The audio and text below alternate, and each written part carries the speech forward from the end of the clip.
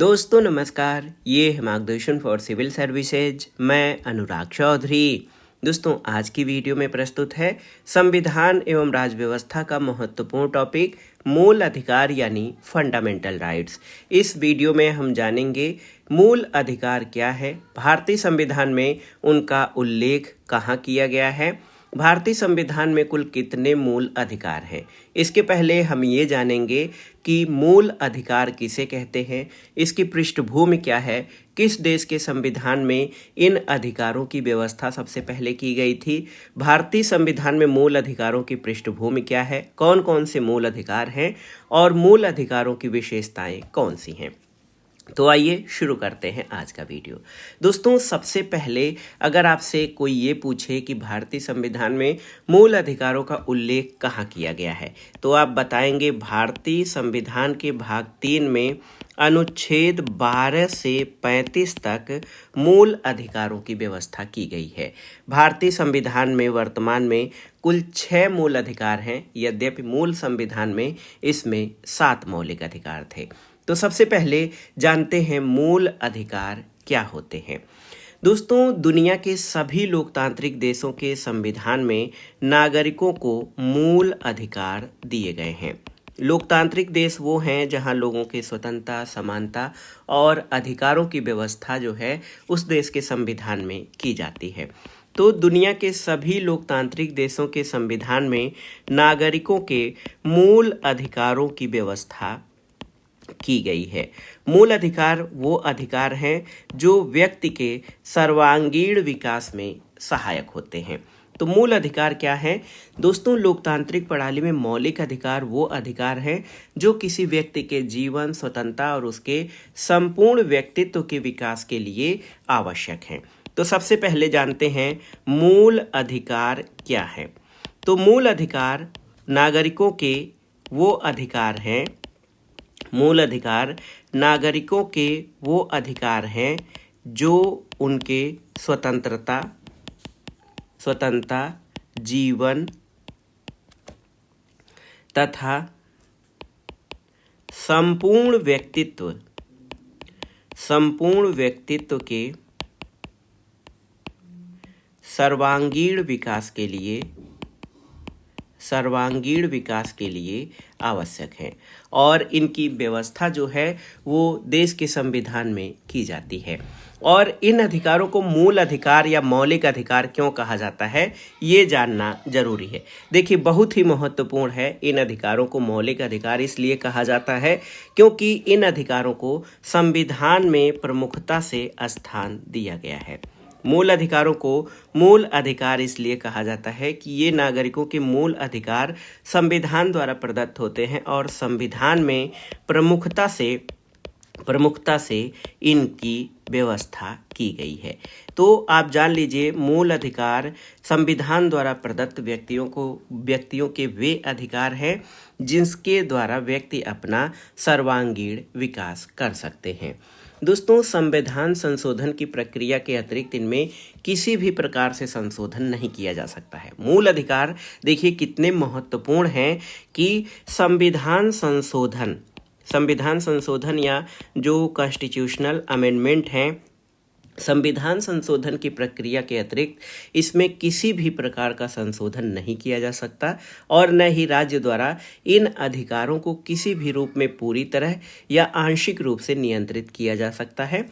और ये जो हैं मौलिक अधिकार संविधान के मूल ढांचा या फंडामेंटल स्ट्रक्चर के अंतर्गत शामिल हैं।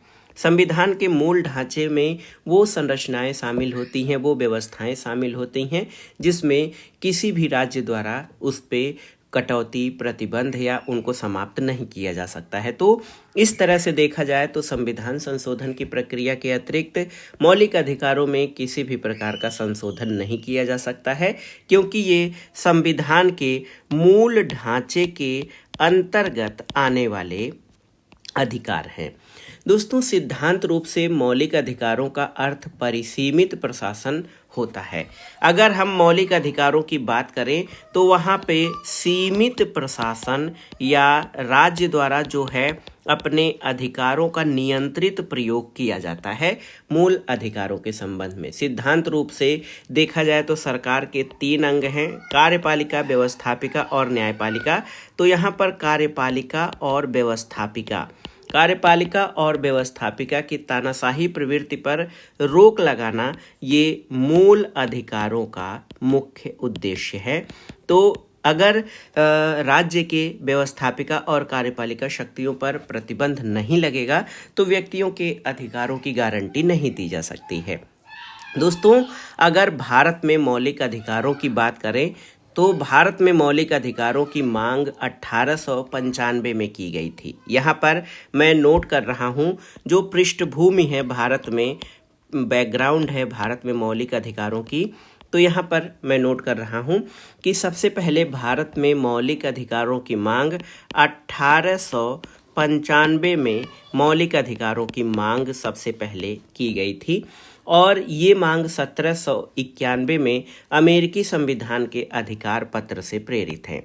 1791 के जो अमेरिका का संविधान है, यूएसए संविधान है, अमेरिकी संविधान के अधिकारों के घोषणा पत्र से प्रेरित थे और इसी के तहत ब्रिटिश सत्ता के अंतर्गत भारत में 1895 में इसकी मांग की गई थी। इसके अलावा 1916 में श्रीमती एनी बेसेंट, याद रखिएगा, एनी बेसेंट ने होम रूल लीग स्थापित किया था और 1916 में एनी बेसेंट द्वारा होम रूल लीग के दौरान मूल अधिकारों की मांग की गई थी।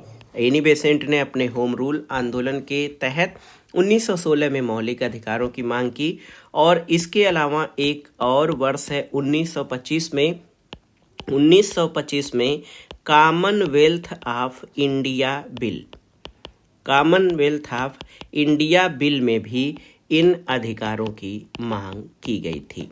ये पृष्ठभूमि है हमारी। इसके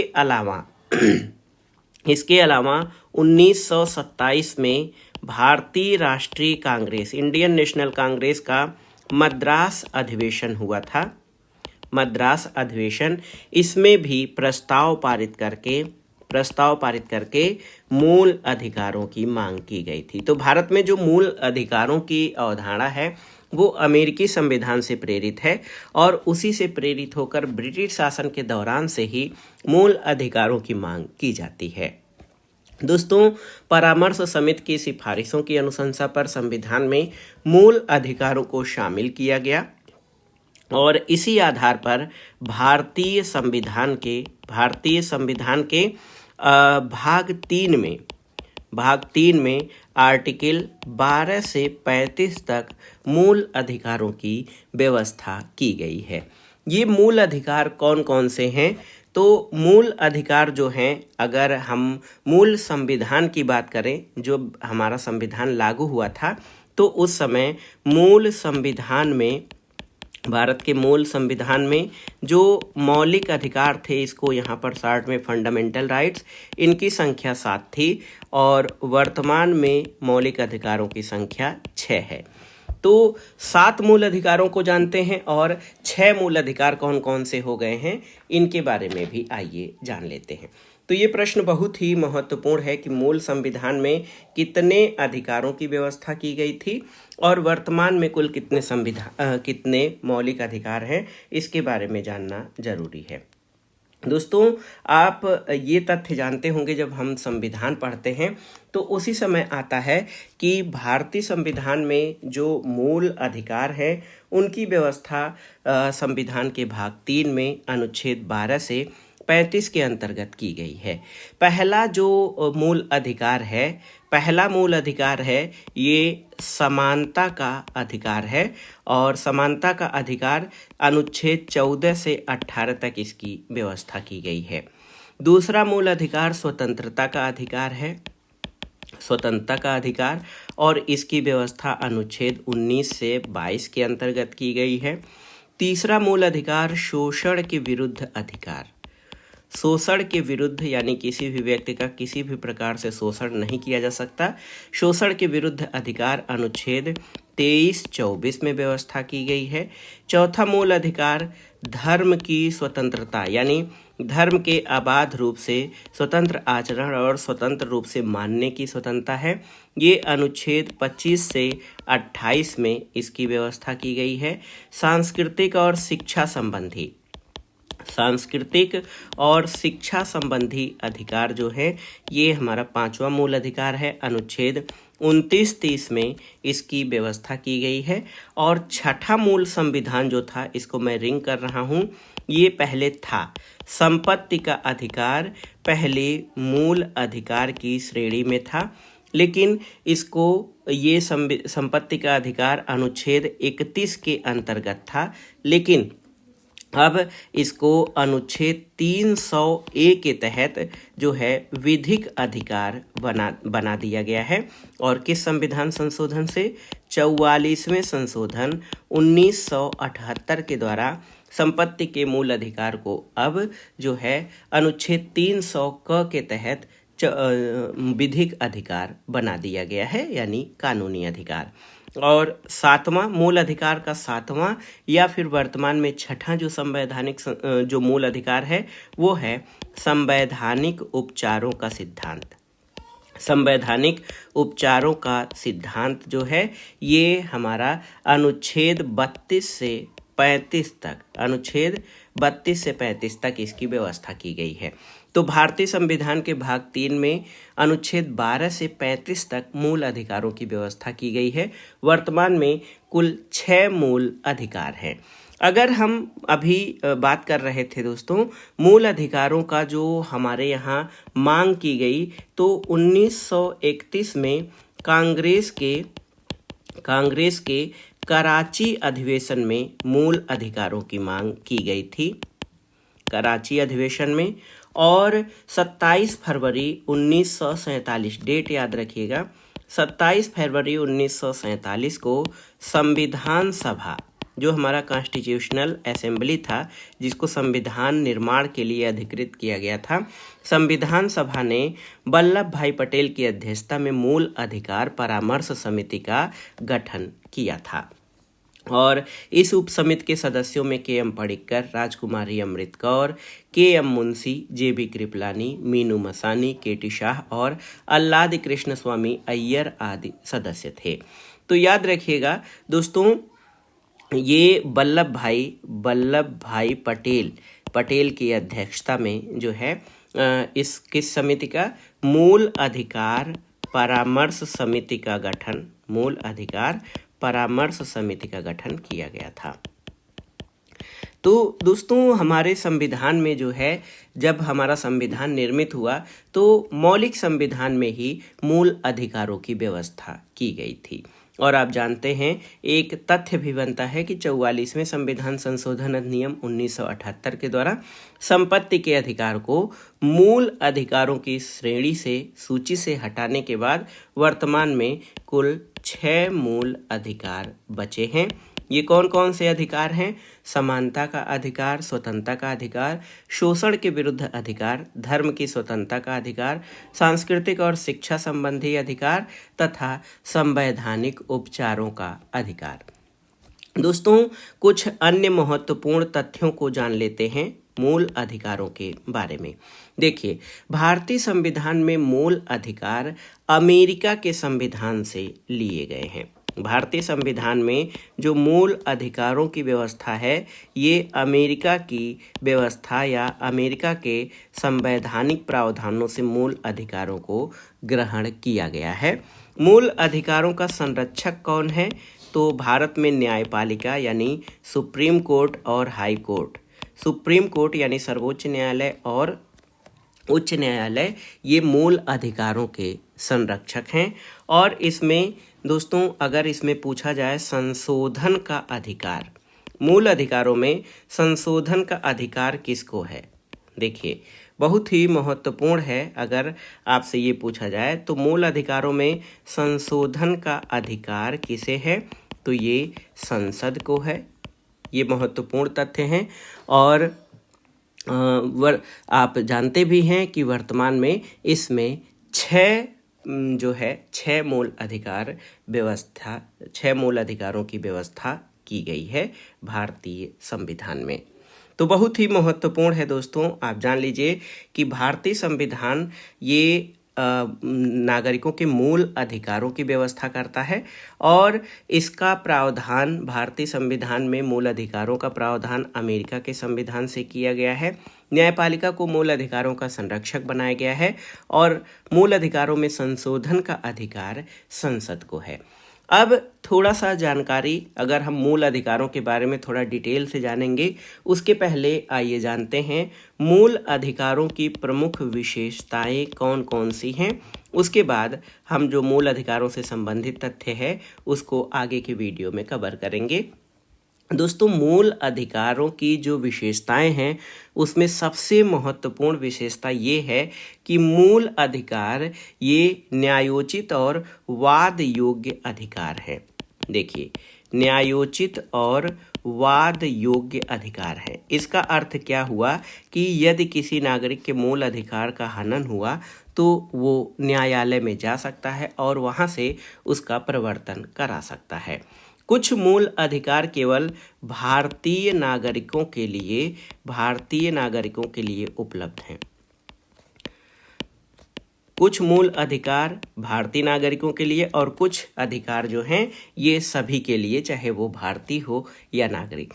तो इसमें आप देखिए अनुच्छेद 15, अनुच्छेद 16, अनुच्छेद 19, अनुच्छेद 29 और 30, ये इनके अंतर्गत दिए गए जो मूल अधिकार हैं ये केवल भारतीय नागरिकों को ही उपलब्ध हैं और मूल अधिकार असीमित नहीं हैं। मूल अधिकार असीमित नहीं है लेकिन वाद योग्य है। इन पे कुछ युक्ति प्रतिबंध भी लगाए गए हैं। इन पर जो है मूल अधिकारों पर उचित प्रतिबंध लगाए गए हैं, क्योंकि अगर पूरी तरह से ये अधिकार बिना प्रतिबंध के हो जाएंगे तो व्यक्ति इन अधिकारों का दावा करके स्वच्छंदता का आचरण कर सकता है, जो देश की एकता और अखंडता के लिए सही नहीं होगा। और मूल अधिकारों की विशेषता अगर जो हम पढ़ रहे हैं तो ये राज्य के मनमानी के विरुद्ध जो है नागरिकों को उपलब्ध अधिकार हैं। और कुछ अधिकार मूलतः ये नकारात्मक होते हैं, लेकिन कुछ अधिकार सकारात्मक हैं। जैसे 86वें संविधान संशोधन द्वारा जो शिक्षा के अधिकार को मूल अधिकार में शामिल किया गया है तो वो सकारात्मक अधिकारों की श्रेणी में है, लेकिन कई जो है कुछ नकारात्मक विशेषता रखते हैं। मूल अधिकार जो है ये अस्थायी नहीं है। यद्यपि मूल संविधान में इनकी व्यवस्था की गई थी तभी से ये चल रहे हैं, लेकिन मूल अधिकार अस्थायी नहीं है। क्यों? क्योंकि इनको संसद द्वारा संशोधित किया जा सकता है। मूल अधिकारों का संशोधन किया जा सकता है, लेकिन संविधान के मूल ढांचे के अंतर्गत ही किया जा सकता है, फिर भी ये अस्थायी नहीं है। दोस्तों, ये देखिए बहुत ही महत्वपूर्ण तथ्य हैं ये सभी आपके लिए। तो हमने इसमें मूल अधिकारों की विशेषताओं के बारे में जान लिया। थोड़ी सी सामान्य जानकारी ये है कि अनुच्छेद 19 को केवल युद्ध या बाह्य आक्रमण के आधार पर लगाए गए आपातकाल के दौरान निलंबित या सीमित किया जा सकता है और सशस्त्र विद्रोह के कारण लगाए गए आपातकाल के आधार पर निलंबित नहीं किया जा सकता है। और इसके अलावा अनुच्छेद 359 में एक प्रावधान है जिसको हम आगे पढ़ेंगे। उसमें अनुच्छेद 19 के अतिरिक्त संविधान के भाग 3 में वर्णित किन अधिकारों का कितने समय और किस क्षेत्र में निलंबन होगा, इसके लिए राष्ट्रपति आदेश जारी करेंगे। यद्यपि अनुच्छेद 20 और 21 को राष्ट्रीय आपातकाल के दौरान निलंबित नहीं किया जा सकता है। अनुच्छेद यहाँ पर मैं नोट कर रहा हूँ, अनुच्छेद 20 और 21 को आपातकाल के दौरान भी निलंबित नहीं किया जा सकता है। ये आपके लिए महत्वपूर्ण तथ्य है, परीक्षा में पूछा जा सकता है। तो ये बहुत ही महत्वपूर्ण है दोस्तों। अधिकांश मूल अधिकार स्वयं प्रवर्तित होते हैं। कुछ मूल अधिकारों को विधि या कानून के द्वारा प्रभावी बनाया जाता है और इस तरह के कानून भारत की एकता के लिए संसद द्वारा बनाए जाते हैं, न कि राज्यों के विधानमंडल द्वारा। और ऐसा इसलिए किया जाता है कि पूरे देश में एकता बनी रहे। तो कुछ सामान्य जानकारी और आप जान लीजिए कि भारतीय संविधान में अनुच्छेद 13 में ये प्रावधान किया गया है कि संघ और राज्य कोई ऐसा कानून नहीं बनाएंगे जो भाग 3 में प्रदत्त मौलिक अधिकारों को छीनते हों या न्यून करते हों, और यदि कोई कानून मौलिक अधिकारों के उल्लंघन में बनाया गया तो वो कानून उल्लंघन की मात्रा तक शून्य होता है। तो दोस्तों ये था आज का वीडियो। इसमें हमने मूल अधिकार क्या हैं उनके बारे में जाना, मूल अधिकारों की प्रवृत्ति या प्रकृति कैसी है, भारतीय संविधान में मूल अधिकार किस तरह से लाए गए हैं, उनकी मांग ब्रिटिश औपनिवेशिक सत्ता के दौरान की गई और कब ये भारतीय संविधान में शामिल किए गए, कितने मूल अधिकार हैं और मूल अधिकारों की विशेषताएं कौन सी हैं, उनके बारे में हमने इस वीडियो में विस्तार से जाना। अब आगे के भाग में मूल अधिकार कौन कौन से हैं, अनुच्छेद 14 से 18 तक जो समानता का अधिकार दिया गया है, इसी तरह जो समानता का अधिकार है, शोषण के विरुद्ध अधिकार है, स्वतंत्रता का अधिकार है, शोषण के विरुद्ध अधिकार है, इन सभी को हम डिटेल में आगे के वीडियो में पढ़ेंगे। तो आज का ये वीडियो यहीं पर हम समाप्त करते हैं। भारतीय संविधान और राज्य व्यवस्था का जो हम सीरीज शुरू किए हैं उसमें आप क्रम से देखेंगे तो ये वीडियो उसी क्रम में आप लोगों को बहुत ही फायदेमंद होगा। तो आगे के वीडियो में हम भारतीय संविधान के अंतर्गत समानता और स्वतंत्रता के अधिकारों का विस्तार से वर्णन करेंगे और परीक्षाओं की दृष्टि से महत्वपूर्ण तथ्यों को भी कवर करेंगे। तो ये वीडियो आपको कैसा लगा हमें कमेंट बॉक्स में ज़रूर बताइएगा। वीडियो को लाइक करें, शेयर करें और इस चैनल मार्गदर्शन फॉर सिविल सर्विसेज को सब्सक्राइब करें। वीडियो देखने के लिए धन्यवाद। नमस्कार।